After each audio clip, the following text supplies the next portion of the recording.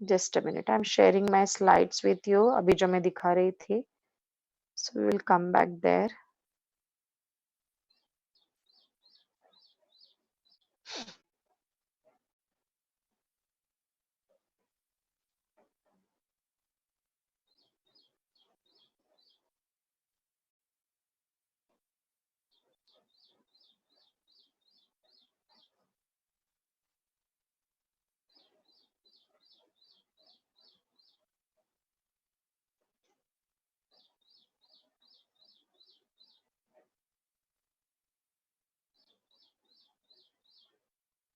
Just a minute. I'm just searching those who app नहीं दिख रहा है मुझे. I'm searching it. Wait for a sec. Uh,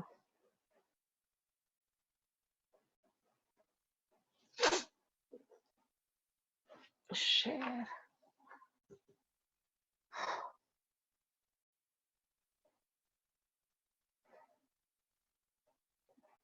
recent पे क्लिक करो. देख रहे हो बेटा? नहीं मिल रहा है. वेट. रिसेंट भी नहीं दिख रहा मुझे बेटा. Screen that's displayed on your screen will start now.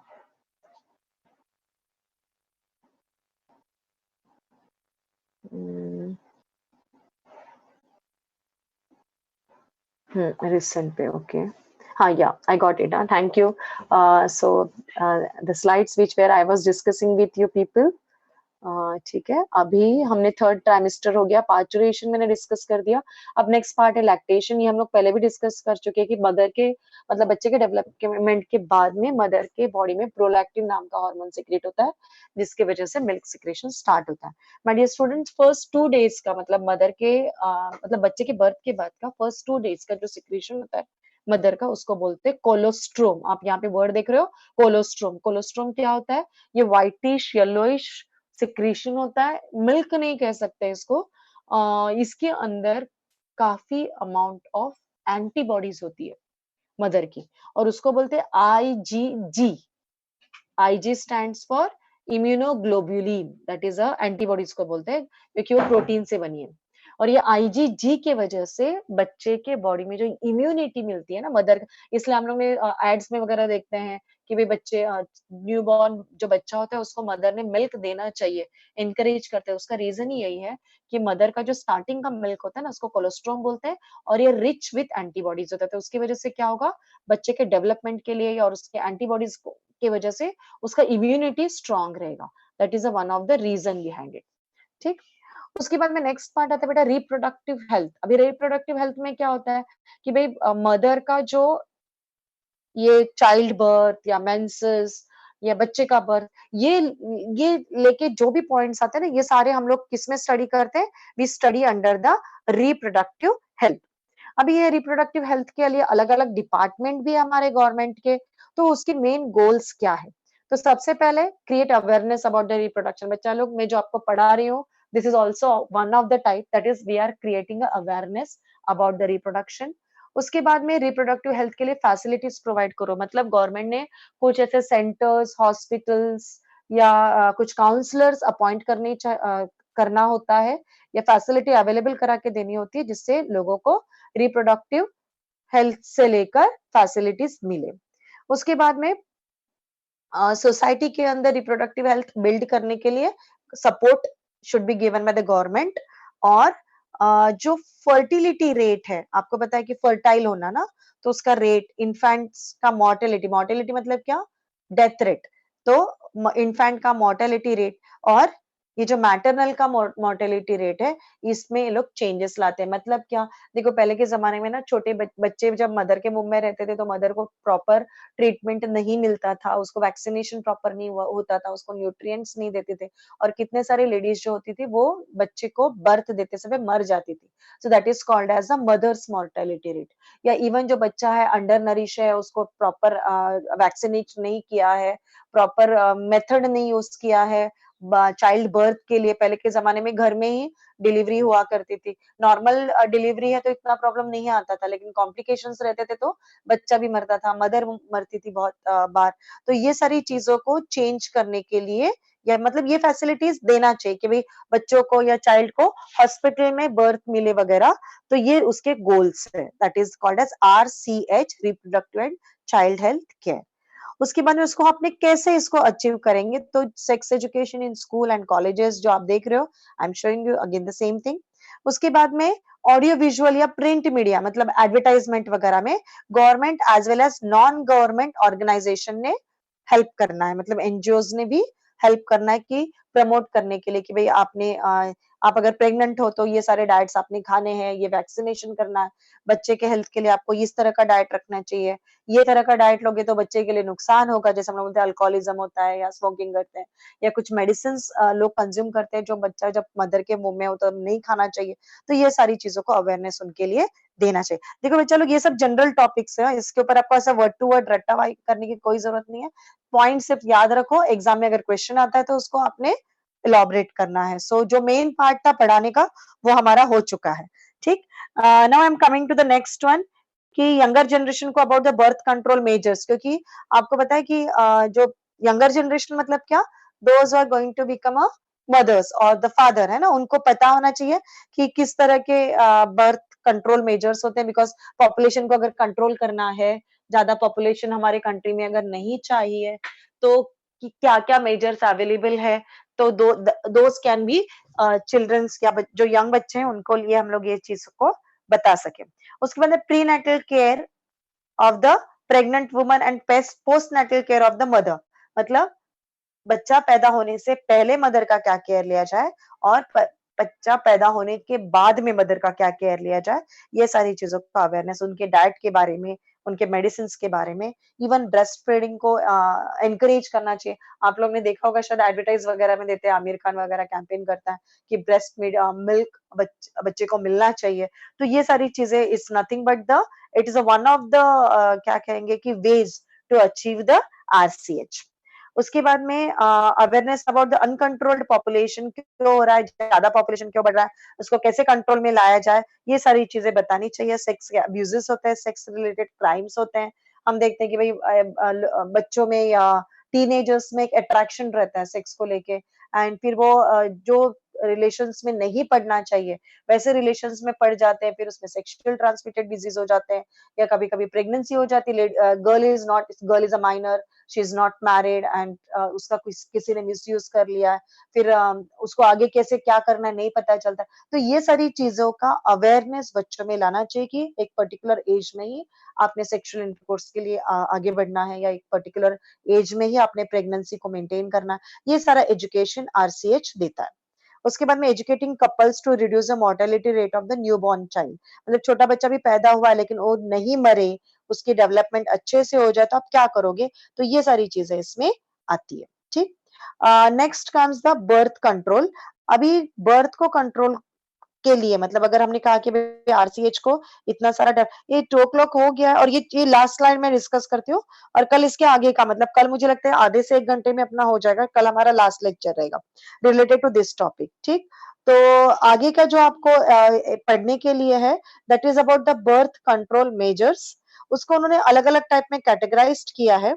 पहला है बच्चा लोग कॉन्ट्रासेप्टिव मेथड्स, उसमें 2 मेथड्स आते हैं, एक टेम्पररी मेथड आता है और दूसरा जो है वो परमानेंट मेथड। ये मेरा स्लाइड पूरी तरह से नहीं बना है, ये बाद में आप लोगों को मैं पोस्ट कर लूंगी। अब कॉन्ट्रासेप्टिव मेथड्स में हम लोग क्या करते हैं कि कुछ ऐसे मेडिसिन लेते हैं या ऐसी ट्रीटमेंट लेते हैं जिससे चाइल्ड का बर्थ ही ना हो, मतलब फर्टिलाइजेशन ना हो या फर्टिलाइजेशन भी होता भी है तो भी प्रेगनेंसी मेंटेन ना हो, that's comes under the contraceptive methods. अभी इसमें टेम्पररी में देखो देयर आर टू ना, temporary and permanent. Permanent method में जो ऑपरेशंस होते हैं ना, ट्यूबोक्टोमी एंड वैसेक्टोमी, ये परमानेंट मेथड में आ जाते हैं।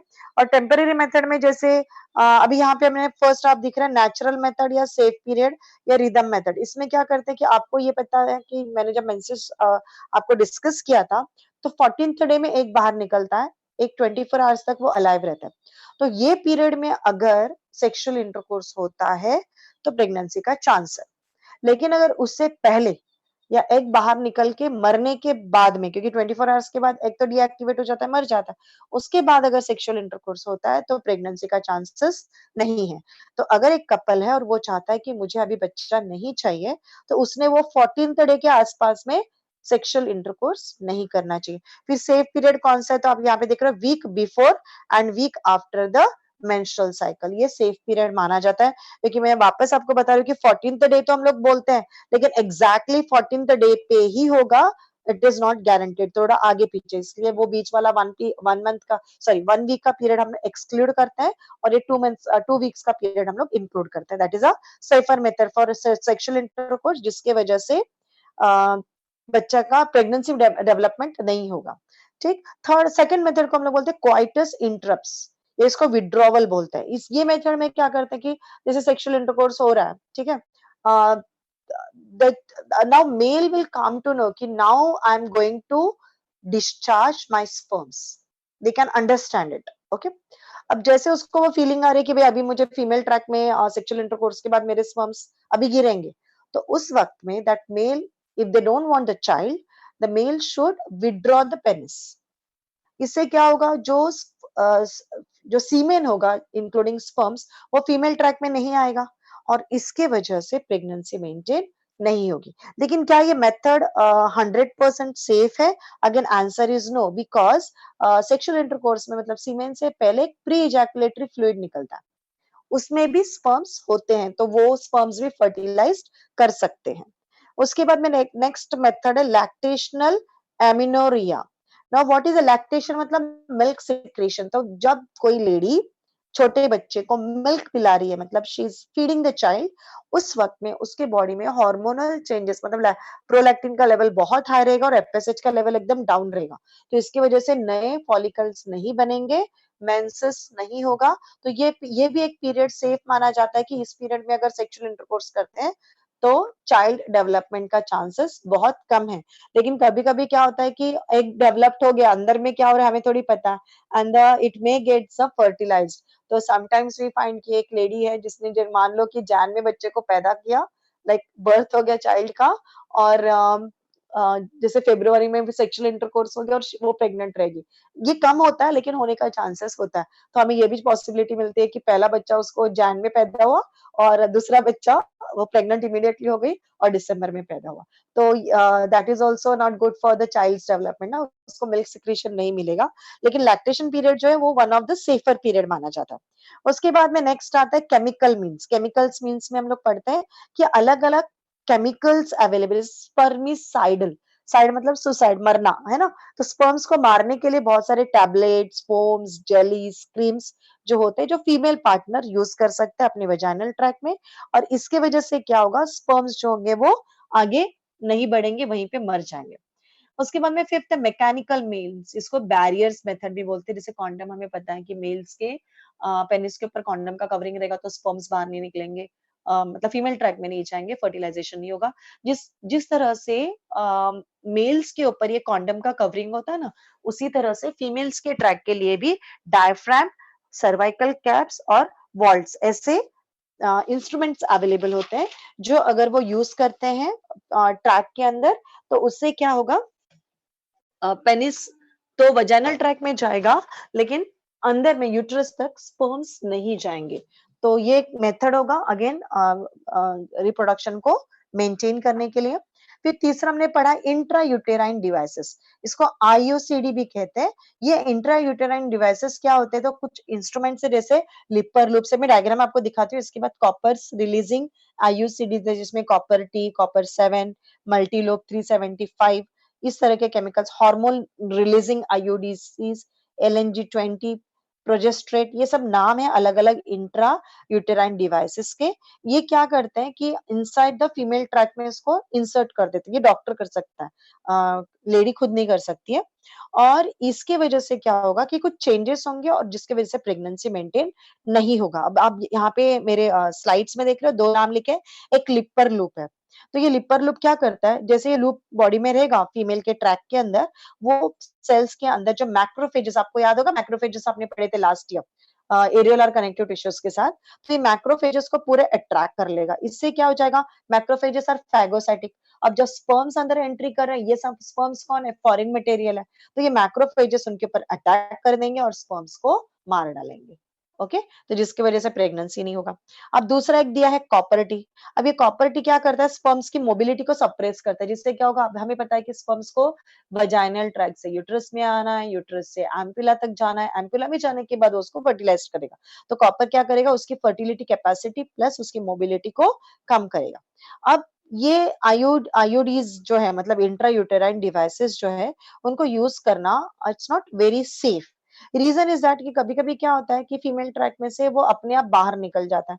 फीमेल को समटाइम्स पता भी नहीं चलता कि भाई यूरिन करते समय, नहाते समय that is fallen out, and lady thinks that कि she has that device in her body, और फिर प्रेगनेंसी मेंटेन हो सकती है, जो उनको नहीं चाहिए, इसीलिए तो बिठाया था, लेकिन वैसा नहीं हो पाता।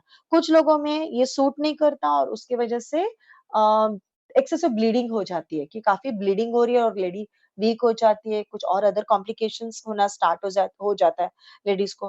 फिर ये बिठाते समय या कुछ एक्स्ट्रा पार्ट है ना जो हमारे बॉडी के अंदर है, तो उसकी वजह से इन्फेक्शन का चांसेस भी हो सकता है। So these are the some drawbacks of the that using such IUDs. अब मेरा ये जो थोड़ा सा पार्ट बाकी है, मैं शाम को आपको ये पोस्ट कर दूंगी, ये जो स्लाइड्स मैंने बनाई है। इसका 6th पॉइंट यहाँ पे दिखा है, फिजियोलॉजिकल या ओरल डिवाइसेस। ये क्या होता है, दीज आर द पिल्स होते हैं, और ये पिल्स हमारे हॉर्मोन्स के लेवल को चेंज कर दे। जैसे प्रोजेस्टेरोन और एस्ट्रोजन का अगर लेवल बहुत हाई हो जाएगा ना, तो ओव्यूलेशन नहीं होता है, एक बार नहीं निकलता। अभी एक बार नहीं निकला तो क्या होगा, फर्टिलाइजेशन नहीं होगा, और जो चाइल्ड मतलब प्रेगनेंसी होने का चांसेस नहीं होता है। ठीक है, अभी उसके अलावा जैसे यहाँ पे आपको बुक में भी दिया है कि there is a what we say that, एक मिनट है बच्चों लोग, चार्ट है किसी का, let me check it out. बस बेटा अबाउट ऑफ फनिश, एक दो मिनट में मैं खत्म कर रही हूँ। ठीक, so I am coming to the next part is कि जैसे टैबलेट्स होते हैं ना, तो Saheli is one of the tablet which is government ने बनाया हुआ टैबलेट है, और ये भी लेडीज यूज करती हैं, जिसके वजह से हॉर्मोन्स का लेवल, प्रोजेस्टेरोन एस्ट्रोजन का लेवल बढ़ा हुआ रहता है, और उसके वजह से उनका व्हाट वी से दैट कि प्रेगनेंसी मेंटेन नहीं होता। उसके बाद में कुछ कॉन्ट्रासेप्टिव कॉन्ट्रासेप्टिव इम्प्लांट स्टिक्स होते हैं, तो वो फीमेल, अभी यहाँ पे मैं डायग्राम दिखा रही हूँ, डायफ्राम है, देखो ये कैप के जैसा स्ट्रक्चर है, जो फीमेल ट्रैक में फिट किया जाता है कॉन्डम के जैसा, तो इसकी वजह से ये फीमेल यूज करते हैं डायफ्राम, तो स्पर्म्स अंदर एंटर नहीं करेंगे। आप ये देख रहे हो लिपर लूप, ये प्लास्टिक का बना रहता है, ये लिपर लूप जो लिखा है, और ये क्या करता है, मैक्रोफेजेस को अट्रैक्ट करता है। फिर ये हॉर्मोन्स के इस्तेमाल होती है, देखो हार्मोन थेरेपी में ये इस्तेमाल होती है, और ये कॉपर की टी है, तो ये क्या करते हैं, टी शेप है इसलिए कॉपर टी कहते हैं। ये फीमेल के ट्रैक के अंदर, देखो यहाँ पे आप देख रहे हो किस तरह से ये फीमेल ट्रैक में कॉपर टी को इंसर्ट किया हुआ स्ट्रिंग है ये, और ये आईयूडी मतलब इंट्रा यूटेराइन डिवाइस, ये इस तरह से फीमेल ट्रैक में डाल देंगे, तो स्पर्म्स अंदर एंटर्ड होने के बाद में वो अलाइव नहीं रहेंगे, और एग को आके एम्पुला पार्ट तक वो फर्टिलाइज नहीं करेंगे। So these are the some of the measures which we are using. और my dear students, permanent method में कल आपको कंटिन्यू करूंगी, और मुझे लगता है आधे से 1 घंटे में, मैक्स टू मैक्स 1 आवर में अपना कल लेक्चर खत्म हो जाएगा। आई विश कि आप लोग वापस से एक बार पढ़ते जाओ, जो भी मैंने आपको डिस्कस किया है, जो भी मैं आपको पढ़ा रही हूँ उसको आप पढ़ो, और कल जो भी डाउट्स हैं वो भी हम लोग कर लेंगे, और उसके बाद my lecture will be like ये टॉपिक खत्म हो जाएगा, लेकिन आपको पढ़ते तो रहना है, तो please keep this continue. Okay, चलो बाय। कितने बजे लेक्चर है बेटा, मैं पोस्ट कर दूंगी, I think 1 o'clock will be okay, क्योंकि कुछ बच्चों की कुछ क्लासेस हैं। कल मैंने 12:30 बताया था, but some students approach me, तो कुछ बच्चों की क्लासेस हैं, कुछ 1 बजे तक के और समथिंग, तो इसकी वजह से। और कल का लेक्चर अपना इतना एक्सटेंड नहीं होगा बेटा, आज मैंने 1:15 तक कुछ खींचा है आप लोगों को, कल अपना जल्दी हो जाएगा, आधा से पौना घंटे में मेरे हिसाब से होना चाहिए। अगर आप लोगों के कुछ डाउट्स है तो वगैरह मैक्स टू मैक्स दो, और डाउट सेशन में जिनको डाउट्स है वही रहो, जिनके डाउट्स नहीं है आप मीटिंग छोड़ के जा सकते हो as soon as our lecture gets over. ठीक है, कुछ चैट से बस वो चेकआउट करती हूँ, और ओके, तो ठीक है 1 o'clock का लेक्चर रहेगा, फिर भी मैं आपको रात को कंफर्म कर दूंगी। ठीक, so I am going to end the meeting, bye, take care.